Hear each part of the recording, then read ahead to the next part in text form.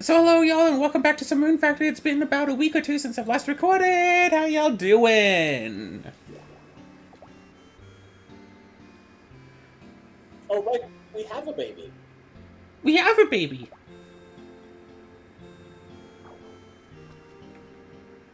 In the last episode, I don't know what happened. It's been a while since I've last recorded.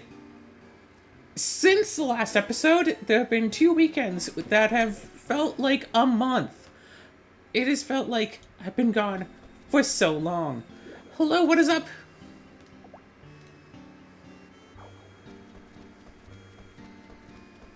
Yeah, see if you can get an estimate on how long it's going to be until it's ready. Until Because it what's is ready? very important that you do a cutscene that takes us into the next portion of the game after like 1 a.m. Why? It prevents a bad thing from happening. Like, is it a bug or that's not supposed to happen? Or if it's like, oh, if you do it before 1 a.m., like, the character could actually be aboard. Like, No, no, okay. What? Basically, there is a storm that is scripted to happen that will destroy basically all your crops. Uh, ah. but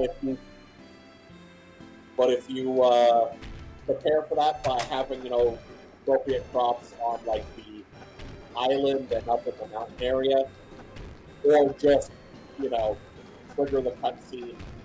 Uh, I mean, most of the crops like have been destroyed shortly already. after the day changes, it skips over that portion. Yeah, most of my crops have been destroyed back on the wedding day. So, not much of a change. So much so far.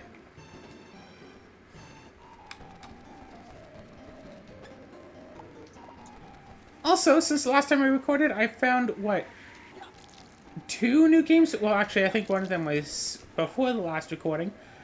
So, yeah, I've been having Final Profit air, like, every day while I've been away, because I really didn't want to binge an extra 7 episodes in my one day of actually being back home, sandwiched between 2 weekends of having to be with family. Being with family really takes out my social battery that I kind of rely on for recordings. Uh,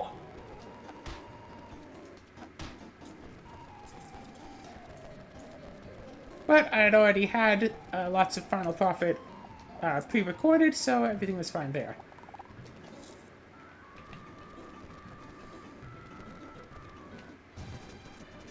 Nothing to worry about on that regard. Bloop. And during that 1 free day's worth of time, I found a new game, Dot Age, that, again, I'm probably going to wind up recording so much of it that it could be a semi-daily series. But I'll probably just have it be a weekly series, and it might or might not replace the Hitman series, or that we could replace it with the new Pokemon series that Azura has been begging me to do. I don't know. I Probably mean, one of the two. and I mean, as you told me, it's one of your highest viewed videos, so But it's right. also one of my few videos that has been disliked. Mm. I wonder why you got a dislike. Someone clicked the thumb down button. Okay, yeah, I know how. I just don't know why.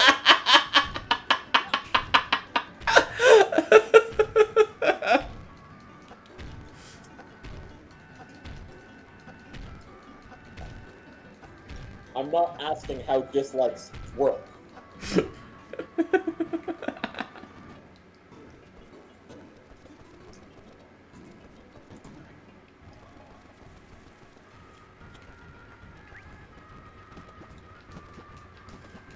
Did they dislike it because of me having like the type matchup chart?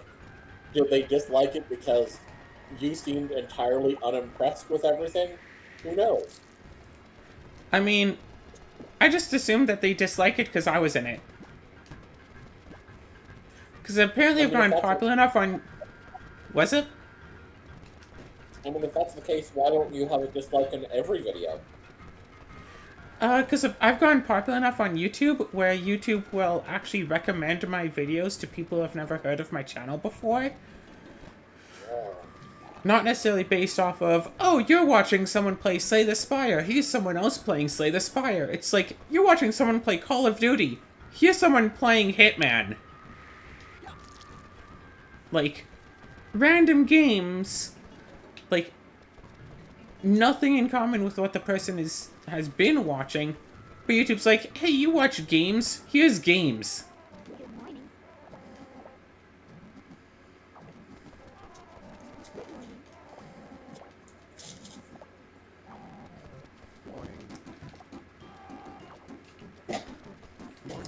These days, most of the videos I get recommended are channels reading Reddit stories. I mean, you do watch a lot of, computer bot reads Reddit stuff. What do you mean, I do? Because I don't. You've shown me a few. I've heard you listening to them.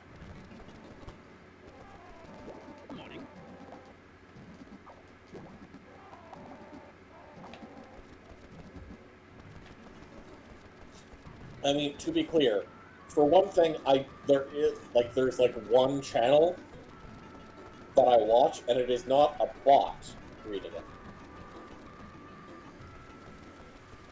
Yeah, this is one channel that I sometimes watch. What's a person reading, like, D&D stories?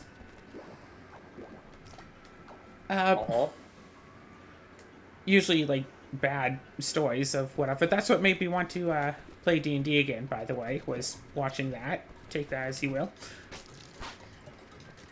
But the guy's also ace. So he's also just as confused as I am when people are all like, we only played in video game together, but you're the love of my life. I want to be with you forever. I know we have an intrinsic duty to be together forever. What? Yes. See, you're going from one extreme to another there. Because that's an extreme I've never encountered before. Oh, it's pretty common in those D&D stories, apparently. There have been actual stalkers who apparently just play D&D and then wind up stalking people from their group because, oh, you're a pretty girl. Obviously, you were put in the group to be with me.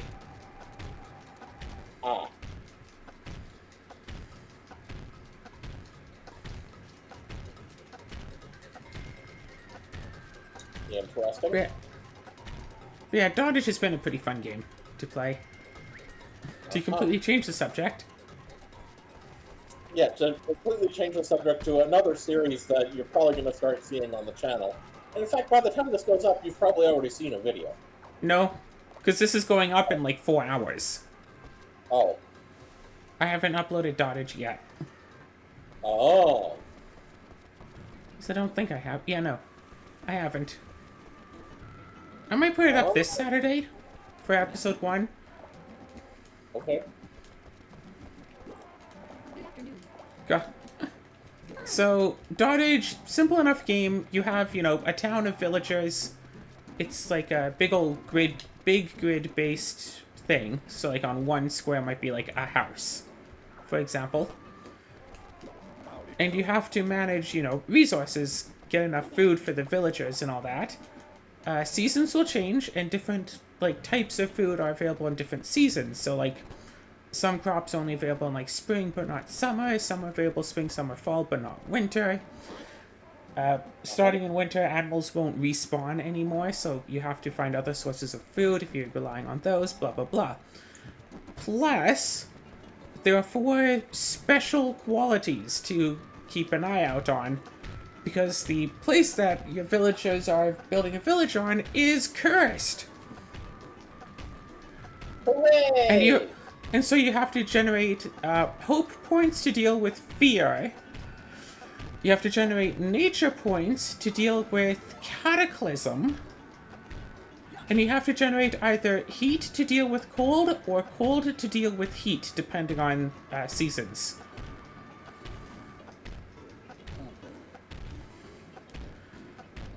So, yeah, so like every couple of days, like a thing will come up. It's like, oh, there's gonna be a fear event soon. And it's like, oh, for like 8 days, fear is going to be raising by 1 per day. You have to make sure to have like more hope than you have fear, or else you might get a fear event happen.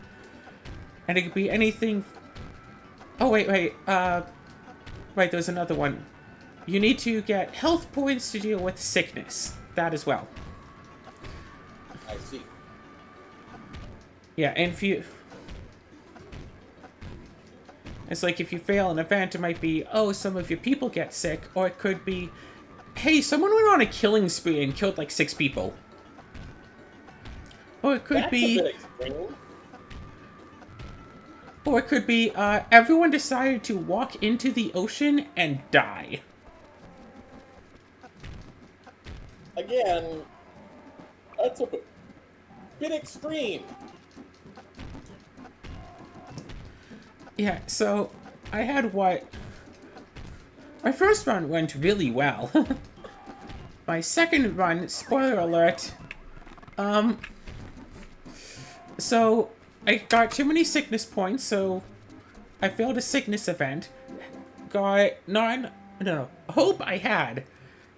The starting summer, I had like 3 like calamity heat events. Like as the calamity goes higher and higher, it goes from like, oh, 1 bad point per day gets generated, 3 bad points, 7 bad points, 11, because like it's supposed to slowly tick up. So as you like upgrade the things that you have access to make more of the good points, the calamities will get higher and higher, so you'll have to catch up to them.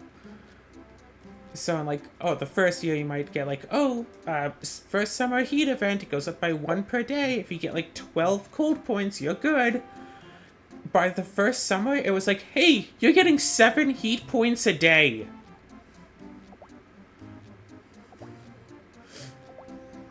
Fun. I could, with everything that I had put in to making cold, I could make 6 cold per day. So by the time the event happened, there was a 0% chance of success after putting everything that I could into it.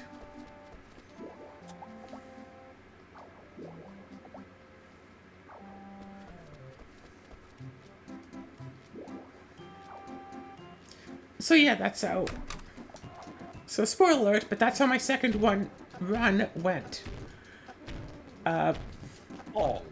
Everyone burned down, got sick, and starved to death.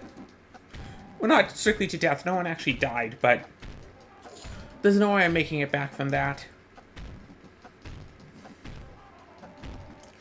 Because the place I spawned in had only apple trees, and apple trees are only good in the spring. And we start off, you only have 40 storage, so you can store 40 apples, and that's it. Well, I had, say, 10 people by the end of spring, 40 apples stored up, that's good for 4 days. What else is there for food? A few strawberry patches, each one gives 3 per day. I can reach 3 of them. After 5 days, those run out. Don't really have anything else for food, because I'm too busy fending off all of the cataclysm events, calamity events. Cataclysm is a thing. Too busy fighting off everything else at once to get food, so didn't get enough food. So yeah, whatever. It's a fun game. I've been enjoying it anyway. It's been nice. Fun. What's my mining doing? Level 10. Oh, this is actually going up. Yeah, it is. Okay, cool. Yeah, checked on the crops, talked to everybody. Yep. I'm getting real Tomba vibes right now. So, I feel like I should talk about the weekend. And you know what? You asked, and I told you that I would save it for a recording. So, you want to know what happened on my flight down to visit my family? Uh-oh. What happened? Actually, you know what? I will save.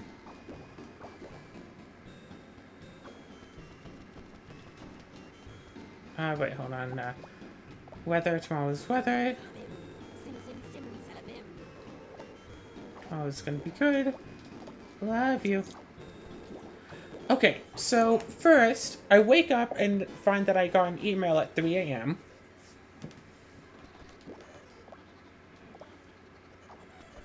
Okay, fine. An email talking about, it's like, oh, blah, blah, blah, for reasons the flight has been delayed. So it's supposed to be at, like, 1, and it changed to, like, 1:30 or something. So it's, like, half an hour delayed. It's like, whatever, this happens, let me know with plenty of warning. Okay, fine. Whatever. Let the family know, because my aunt was gonna plan on picking me up. It's like, no big deal, right? Get to the airport, it's like, yep, still delayed. You're not here late. Also, the day before my flight, I had gotten an email. It's like, hey, do your pre-booking. Get your boarding pass. Like, okay, so I did that the day before the flight.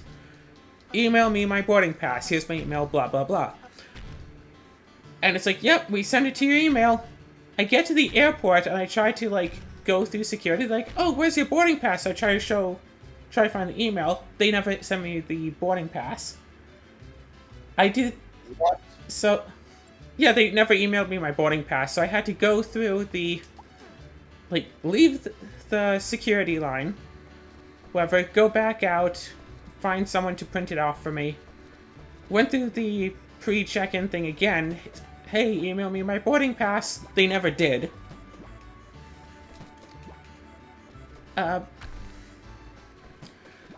While I'm at the, like, flight desk to print off my boarding pass, I go back to security, and as I'm there, I'm checking my purse and stuff. I left my phone at the desk, so I had to go back for it. Oh, gosh. Fortunately, the person working there came and met me, like, just out of security, and was like, hey, is this your phone? I'm like, yes, thank you. Okay. So, I get... Okay, wait, no. It's not I get through security. I go through the gate of security, and it beeps, like, hey, ma'am, you've been randomly selected to be inspected. I'm like, whatever, sure, fine. I still have, like, an hour before my flight. This couldn't go wrong, right? Surely nothing's gonna go wrong. I'm not carrying anything illegal. Person gets, like, the swab thing, you know, swabs my clothes, swabs my bags, goes to put the swab in the machine to test it, drops it on the floor. So they have to do the swabbing all over again. But everything's fine. Everything's fine. It took like a minute or two. No big deal. Get to the flight. You know, get to like the gate, whatever. Everything goes as expected. Whatever. I fill up my water bottle, get on the plane. Turns out that this plane was one of those cheap planes, because of course it is, where, like, they say thick thighs save lives. Well, I couldn't get the plane seatbelt around my thighs. It was like an inch or two too short. Wow. But I was stuck there in that seat. Like, people tell stories about, oh, I stuck next to a fat person. It's like, yeah, I am that fat person. Whatever. I was stuck there in the seat. Like, yep, I'm here. No big deal. Right at the back of the plane, not even in the window seat. Eventually the plane, like, goes and takes off. A woman sitting just across the aisle from me was like, I hear some... Oh, that. I hear some noises of, like, people talking and stuff, but it sounds not like people talking on the plane. It sounds different. I look around. I see a woman watching a video just across the aisle from me. And, like, she's hitting the volume buttons, and the speaking is getting louder. And she has her headphones on. I would just go, "Excuse me, ma'am. Your Bluetooth's not working. Your headphones aren't connected." Like, 4 people around me laugh at that, because I feel like they all wanted to say the same thing. Whatever. We get up in the air. Some guy comes along. It's like, apparent saying that he was having, like, issues, whatever. He stood up and, like, his vision got all, like, spotty or something. Okay. And then, you know, a few minutes after that, one of the stewardesses comes out from the back. It's like, "Yeah, is there a doctor on board?" So, as it turns out, I heard about this after the fact, the guy was operating on incredibly little sleep and hadn't had anything to eat or drink that day and had been up for like 6 hours, or was on 6 hours of sleep, whatever.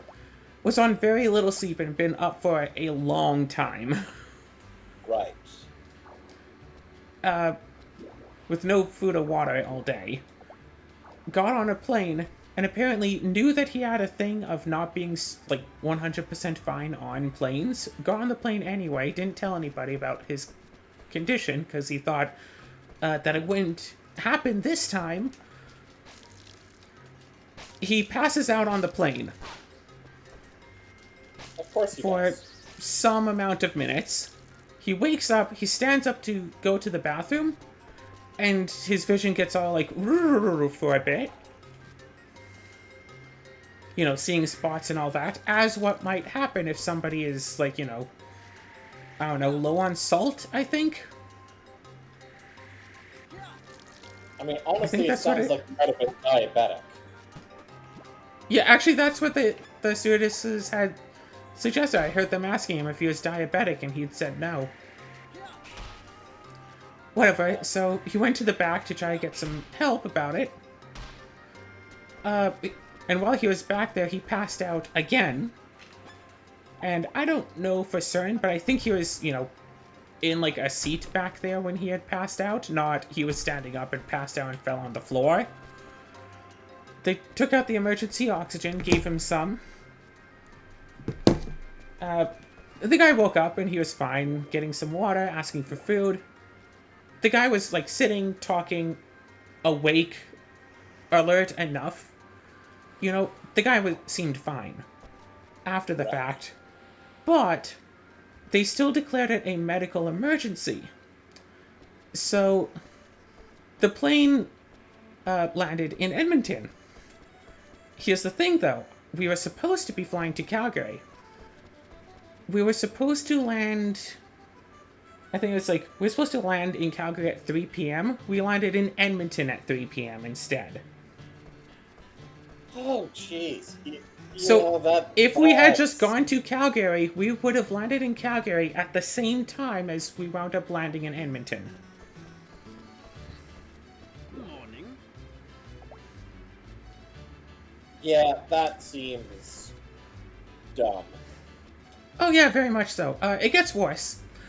So the plane lands, some, you know, paramedics come on board, get the guy, leave.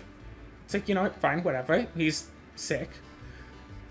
And the stewardesses tell us, like, okay, we're just going to be here for a bit, we're going to fly you all down to Calgary, there will be a bit of a delay, but it shouldn't be too long. We just need to find his bag and we'll be good. So he spent about 10 to 15, maybe 20 minutes searching for a black backpack in a... as a carry-on for a plane. Oh, wait, you're not even talking like the bag that was like in luggage, but just his carry-on? Yeah. Oof. Okay. A black backpack. Turns out there were like 20 black backpacks, so the stewardess would, like, you know, open up like the overhead bins and stuff, pull out one, like, whose bag is this? No one answers. Okay, I think it's that guy's bag.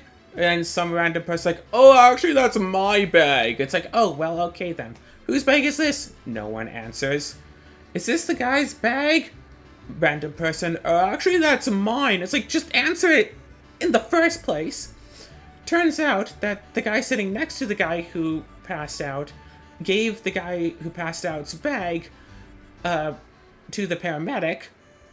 So all of that searching was for nothing. Okay, And it told us...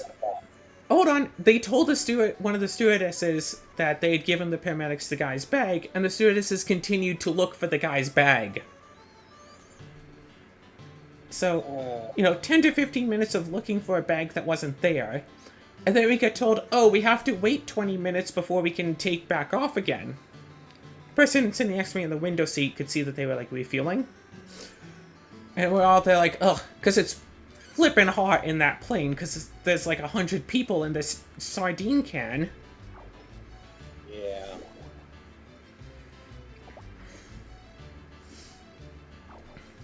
But I mean, they eventually took off and got you to Calgary, right? No, of course not. After sitting there for probably a good half an hour or so, we get told it's like, okay, this flight's been canceled, everybody off. So we all have to... Yeah, so we all have to get off of the plane, walk along the tarmac, get into the Edmonton airport, get in a big old line, and we stand in line for about an hour just to be told, it's like, oh yeah, we're putting you on another flight. Next flight's in 5 hours. Well, okay, about 3 hours? Next flight from the time that we had gone to the desk, 3 hours, because it had been about, 8 o'clock, and we had landed in that airport at 3, but it took a full about 2 hours before we got to the desk. Between landing and getting to the desk was 2 hours. We each got, like, most of us got $30 worth of, like, food coupons.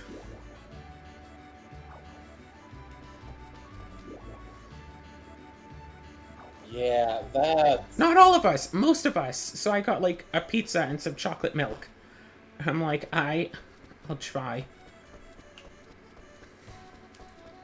And I just, like, sat there in the restaurant, whatever. It was mostly empty. For about 2.5 of those 3 hours. Just slowly eating a regular-sized pizza. Yeesh. It's like, yep. Comfier seat than the regular airport seats, I'll tell you that much for sure. So I'm just gonna be here.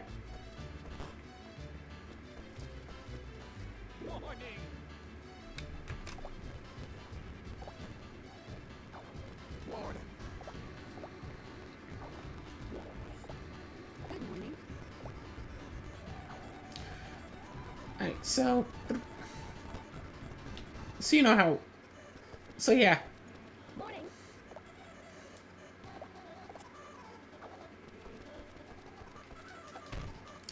So, yeah. The plane was supposed to be about half an hour late. I wound up landing about 6 hours after I was supposed to. 6, 7 hours after I was supposed to? Yeah, that's some pretty bad time on that flight. And for the weeks leading up to this, because we had planned this for about a month or two with the family, I had said multiple times, like, oh, I can just take a bus down, that would be fine. With my aunt constantly saying, no, no, no, taking a flight is going to be faster. We want to spend as many minutes with you as we can.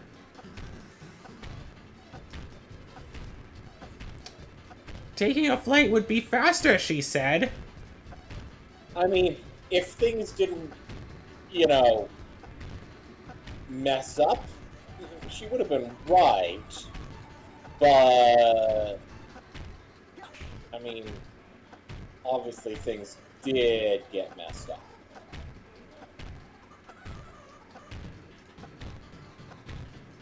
So I have an idea for next time I go down to visit the family down there. take the bus down to Edmonton, spend a day or two with you, then take a bus down to visit them. Once they're done with them, come back and visit you for a day or two again, then go back home. What do you think? Yeah, that's probably a better way to handle it, yeah.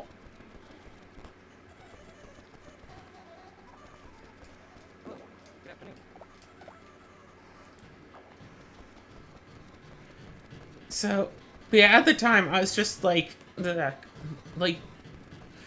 honestly, if it hadn't been for all the stupid flippin' delays from, after we landed to getting through the line to being told, no, you're gonna have to wait a couple more hours before a flight, I was insanely tempted to, rent a vehicle, just drive down.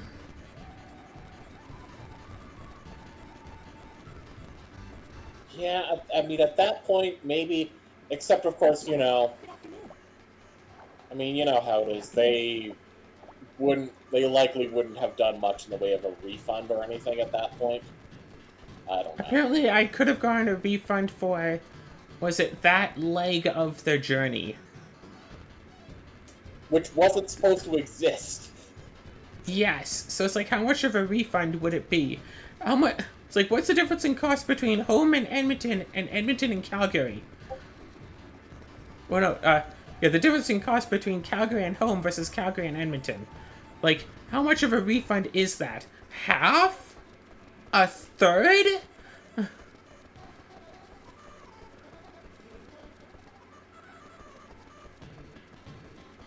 Would it be a negative amount because I was actually on the plane for longer than I was supposed to have been?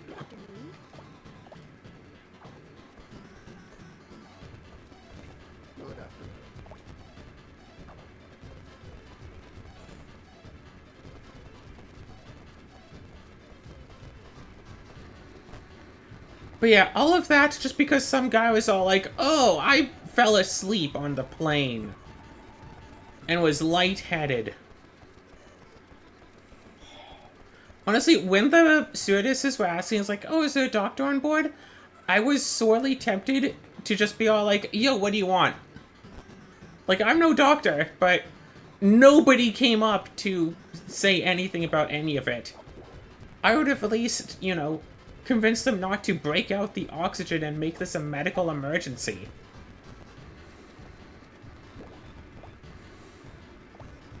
And then I'd have a much different story to tell about how on the flight to go down to visit the family, I helped save, 100 people from having to take an emergency layover. I mean, you'd probably be arrested for impersonating a doctor. Well, they didn't specifically say a doctor. It's like, hey, is there anyone with, any sort of medical training on board? Technically, I have had medical training. Technically.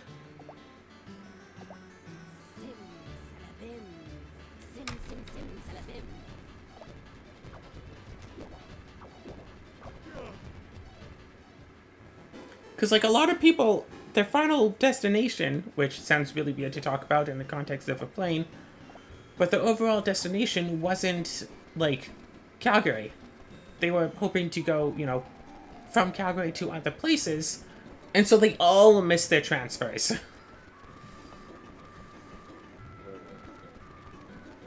Yeah, that whole situation is just so dumb, and I don't understand why was the plane canceled at that point.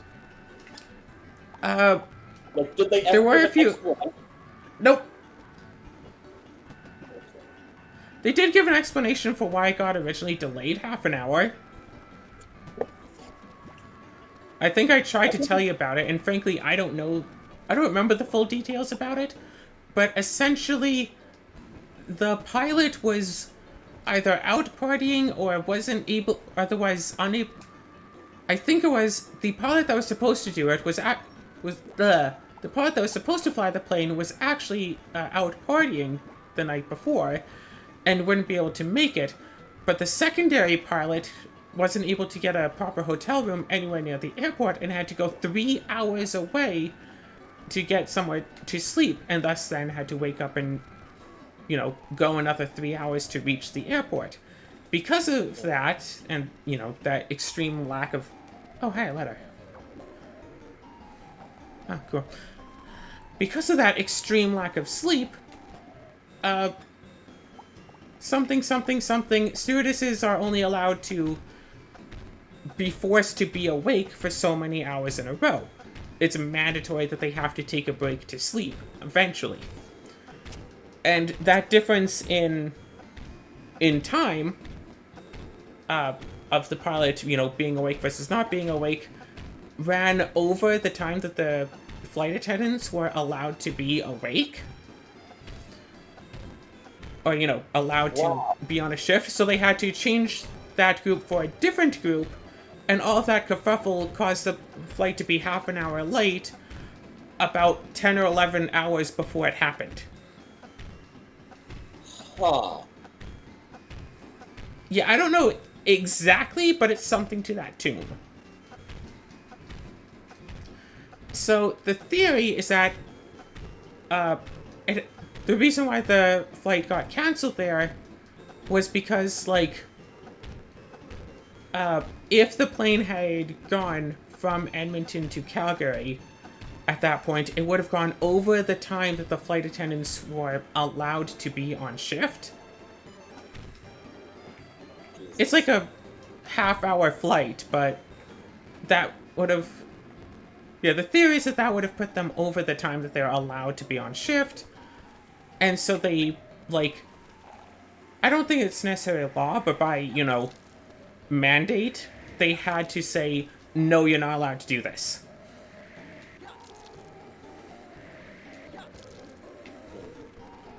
So they were forced to, have the plane land and, stay off the plane, and they couldn't just grab, another crew to go and do it because everyone is stretched way too flippin' thin because, airlines. So that's the theory, but we weren't actually told anything about why it was canceled.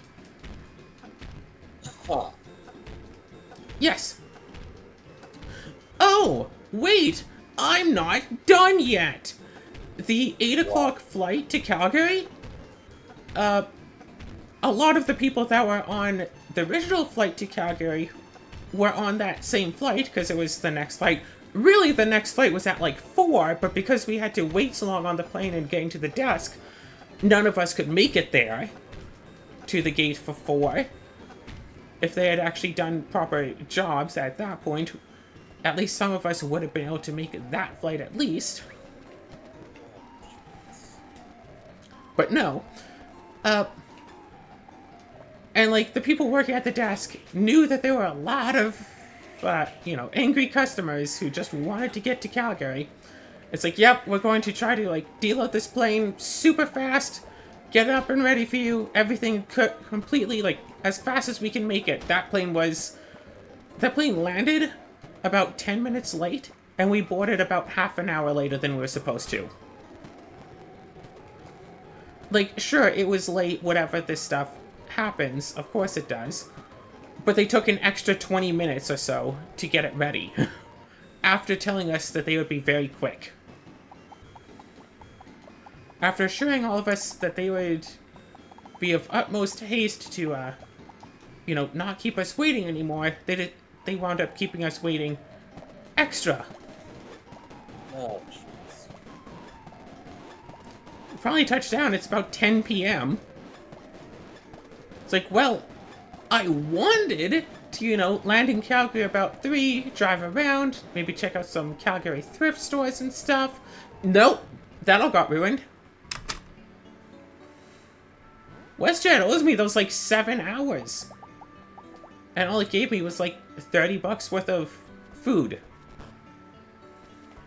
WestJet owes me 30 hours, and all I got was the shitty t-shirt. Ahem. What? That's the meme. I am recording. So anyway... Well, so that's... You can't... If you can't stand the brown word, then Anyway, Azura, because I don't want to do editing on this video, because it has to go up in 3.5 hours.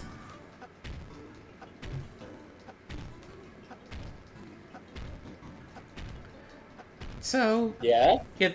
So yeah, that was the flight down, and let's see, that was, I think, Thursday.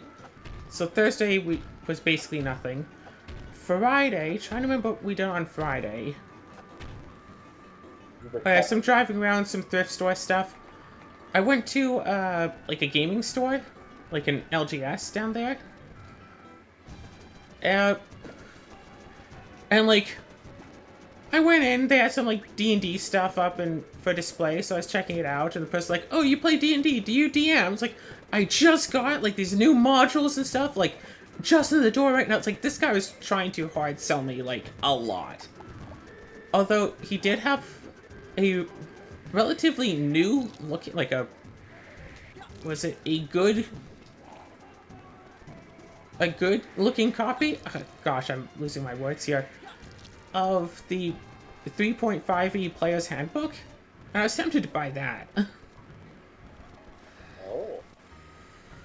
A good condition, that's it. A good condition Player's Handbook for 3.5 edition. Considering I don't actually have a 3.5 edition PHP. Oh. You know, I think I have one that I never took out of, like, the original, like, plastic wrapping from when I bought it, like, new at the store.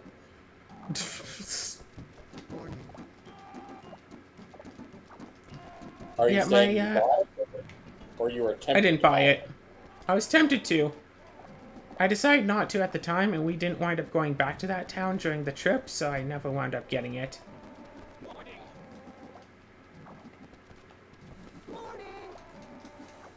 It was like $40, I think, supposedly, according to the stamp on the back, but... I mean, that's $40 about the right price for the 3.5 PHP. Oh, no, I mean, I tried to find a copy of it online. I could find some places selling it for $40 with an extra $40 shipping on top of it. I think the cheapest I was able to find a copy of it online was like $60. And that was from a website I never heard of before. But I decided not to get it, but then later that day, I was in my local... I was in a Facebook group for a local, like, board game community, and someone was talking about how much they want to play D&D, and so yeah, that's how I made a D&D group, local D&D group, so I'm going to be hanging out with them tomorrow. Cool. But of course, most of my D&D stuff I left with my family, because my little brother had me DMing for him and his friends months ago, so I just left the stuff there, because it's all big and bulky and whatnot. But whatever, we're having session 0 tomorrow. Cool.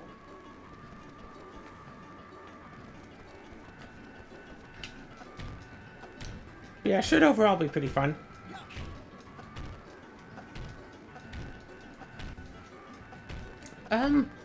Right, so Friday we did that stuff. Saturday there was a Comic-Con. Oh. Yeah, there's a little Comic-Con going on.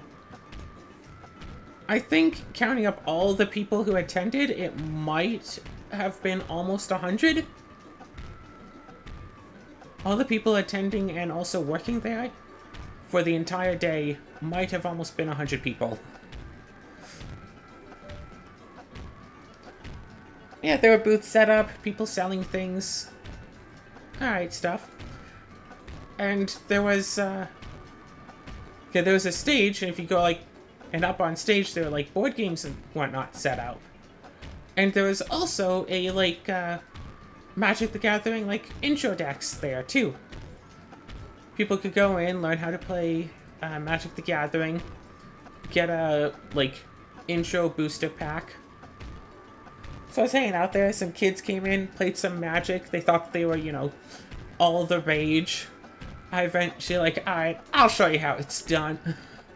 Yeah, the one kid was all like, hey, you should play against my friend, he's a professional. The professional tries playing, loses against the kids because he doesn't know what he's doing. I'm like, alright, I'll show you how to do it. Trounce the guy. Trounce the kid who was beating all of his friends who thought that he was hot stuff. Like, not so hot stuff against someone who knows what they're doing. Claire, it's not nice to pick on the weak. I mean, he was picking up on all of his friends. Yes, and you don't need to stoop to his level. No, like, he was, you know, he was acting like the hotshot of the group. I'm like, alright, let's do this. Like, his friends all had a fun time with that. They all laughed at the guy getting just trounced.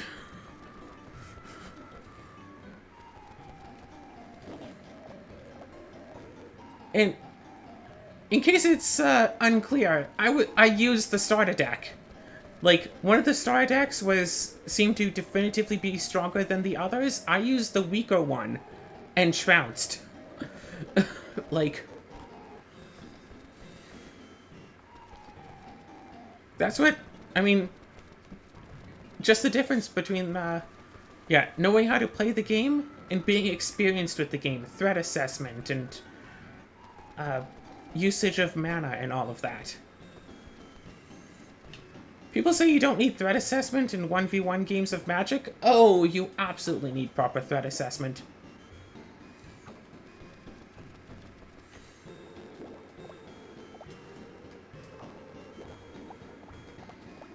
What's tomorrow's weather gonna be like? We can probably do another day.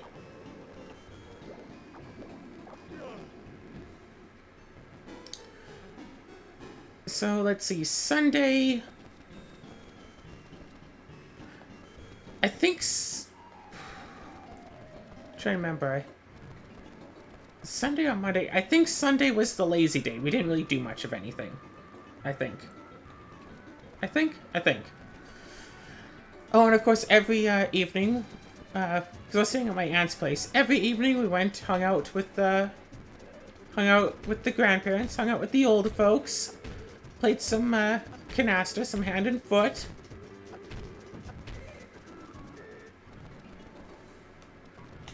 Yeah, my grandma and I definitely beat my grandpa and aunt at hand and foot. It was close for one of those games.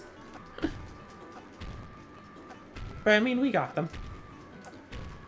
And then, I think it was on Sunday, because, like, the entire time I was down there, my grandparents have been talking about how they like to play Rummy Cube. And so on Sunday, after we played our game of canasta, it's like, hey, why don't we play some Rummy Cube? I'm like, alright, sure, fine, whatever.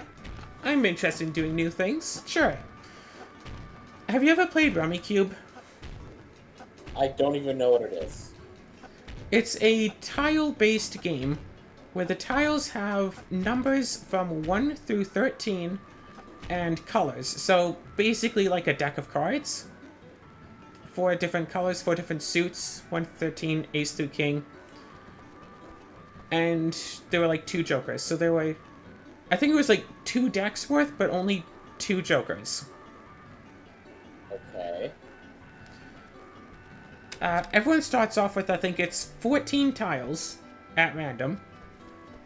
And you have to put them down either in, like, a straight flush.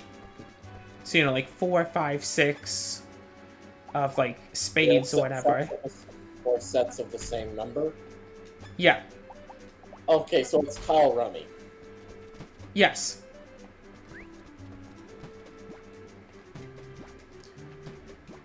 But, I don't know. I thought I was doing well, but I guess I just couldn't get the hang of it. We played, like, 6 games, and I couldn't even score a single point.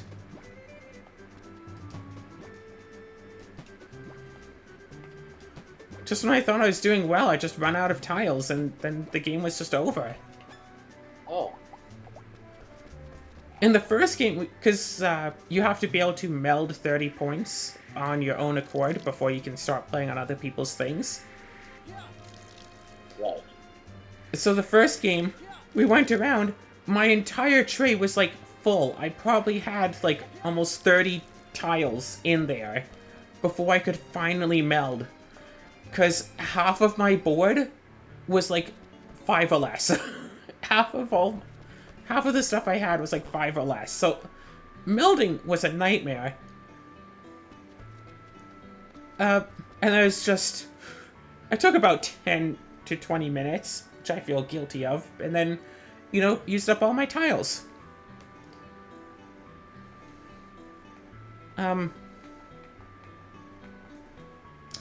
The fact that you didn't laugh either means that I thought using up all your tiles was how you win. Yeah, that's the joke. You want to get a low score. When one person goes out, everyone else adds up, like, the points of the tiles that are still in their hands, and that's what counts. And it's like, first one to, like, 300 or whatever loses. Or something. Like, so after 6 hands, my score was 0. I went out 6 times in a row, and then my grandfather just gave up.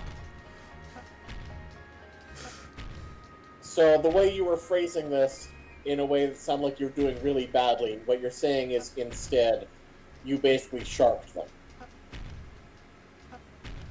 Yeah. Yeah, that's the joke. Pretending that I don't know what I'm doing, turns out I was just actually winning the entire time. Yeah, you're basically being a pool shark.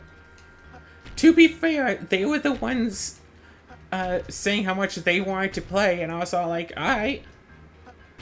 I wasn't saying that I didn't know what I was doing.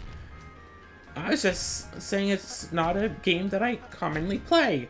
But I mean, to be fair, that game is basically made for neurodivergent people. About recognizing patterns and stuff, because you can, like, rearrange tiles on the board. So it's like, oh, there's a 4, 5, 6, 7, I'll take a 7 from that, pair with 2 7s from my hand, and now that's 3 7s. It's like, move these tiles to this configuration, move this here, move that here, change these 3, 4, 5, 6s to a group of 4s, group of 5s, group of 6s, so I can add my own 6 to that, and like, move these around, this like this, that there. I think something similar might be why my grandma doesn't ever want to play tile rummy with me anymore. Why? Because you're too good at it? Might be.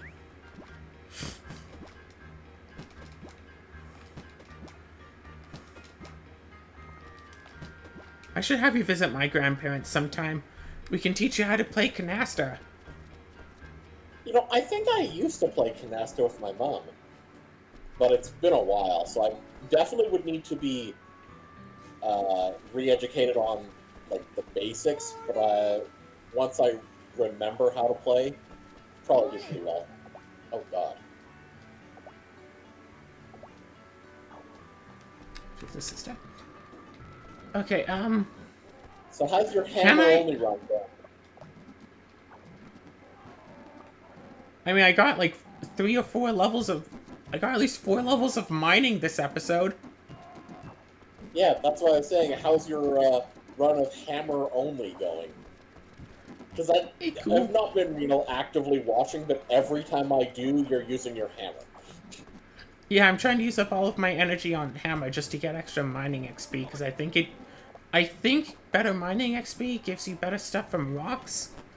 And usually that's a good thing for Rune Factory games. I mean, that would make sense.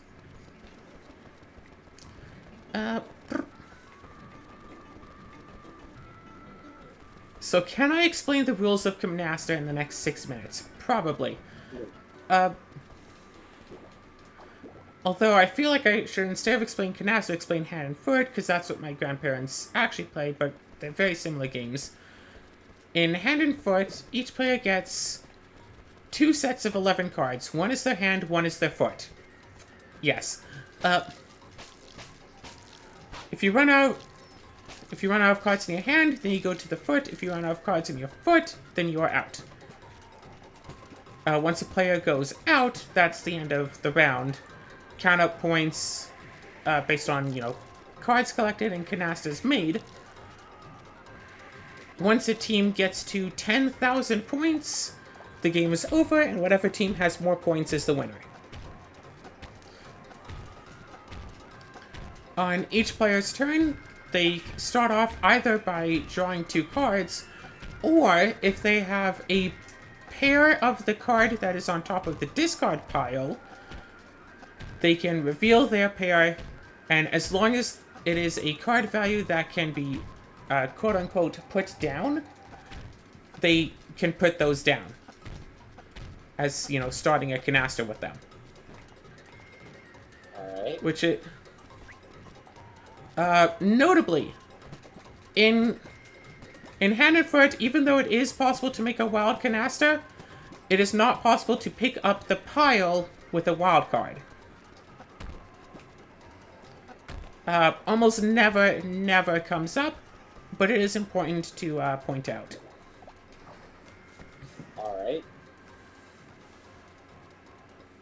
So,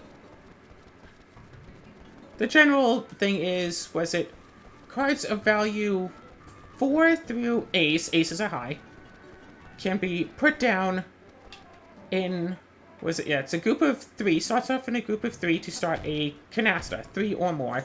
Once it reaches 7, it becomes a canasta. 2s and jokers are wild cards that can be substituted for values of other cards, so you could have like Jack, Jack 2, and you could start a canasta of jacks. In any canasta, you cannot have more wild cards than natural cards, so you can't have Jack 2-2. Unless, of course, you're making a wild canasta, like 2-2 Joker can start a wild canasta.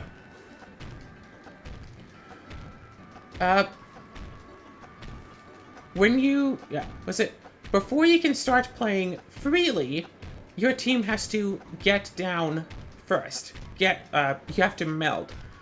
The melding starts at melding 50 points, and it goes up as the game goes on. So once you reach certain thresholds of points, you have to meld 90, 120, or 150. To make it harder for the winning team to get the ball rolling.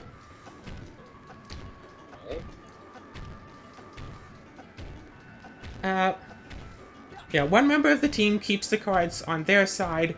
Both players on the team can put, their cards out. So if we're on a team and I, meld and I have some 4s out, you can toss a 4 to put onto my 4s because they're a team. There are 4s.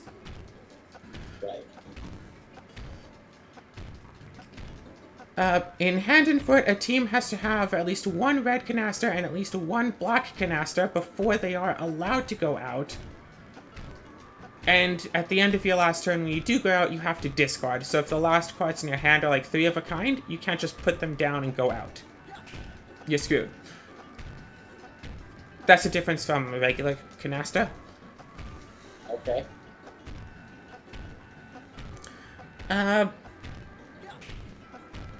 Yeah, that's the gist of the rules, other than, point values, really.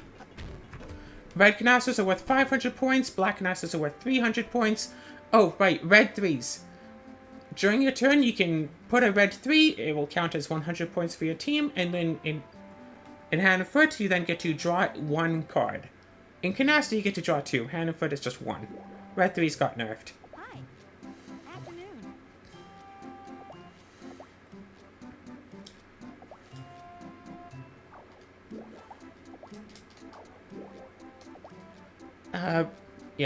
Cards of value 4 through 7 are worth 5 points each. 8 through king are worth 10 points each. Aces and 2s are each worth 20. Jokers are worth 50. 3s, black 3s are worth 5 points, and if you discard them, they freeze the pile. That is their only use. Red 3s worth 100 extra draw, as I mentioned. The wild canasta. If you manage to make a wild canasta, it's worth 2,000 points. If you attempt to go for a wild canasta, but you don't finish it before someone goes out, it is worth negative 2,000 points. Alright.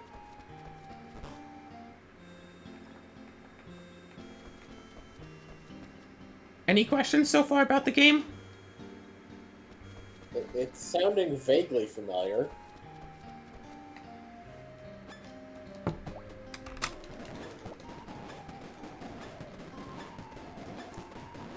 Oh yeah, when someone goes out, all other players count up all the points in their hands and in their feet if they haven't gotten to their feet yet. Those count against them. Of course. Otherwise, Black 3s wouldn't need to have points.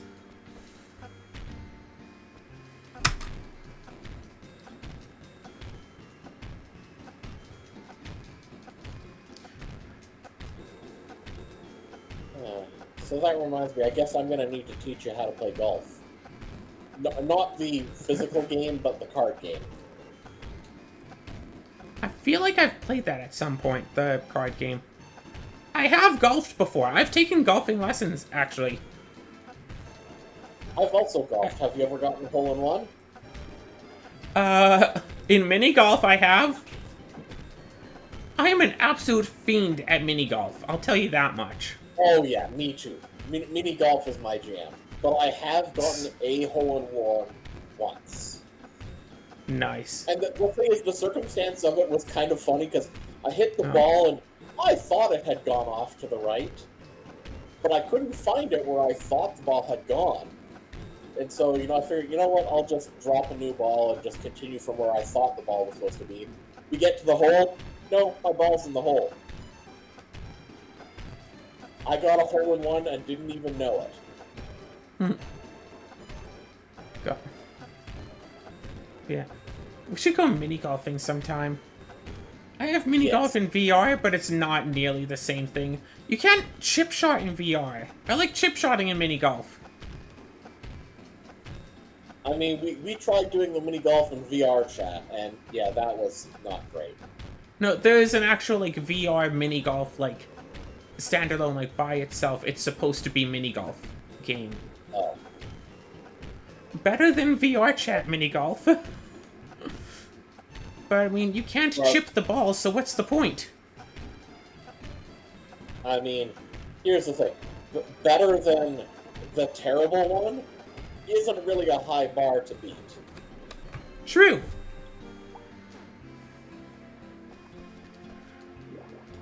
So, y'all, that's the end of our Rune Factory, 2. Well, no, Rune Factory 2. Wow.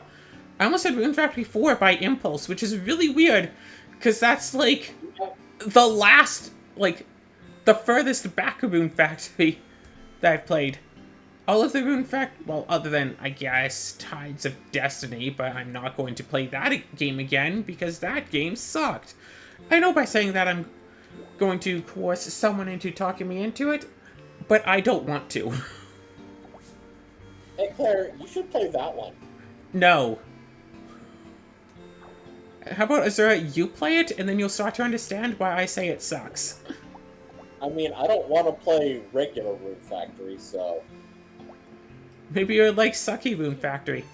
One of the selling points of the game... Hi, Alicia. One of the selling points of the game was that you could play as a boy or a girl. What they don't tell you is that's after you beat the game, you get to play as a girl. I'm sorry, what? Yep, at the start of the game, there's a boy character and a girl character.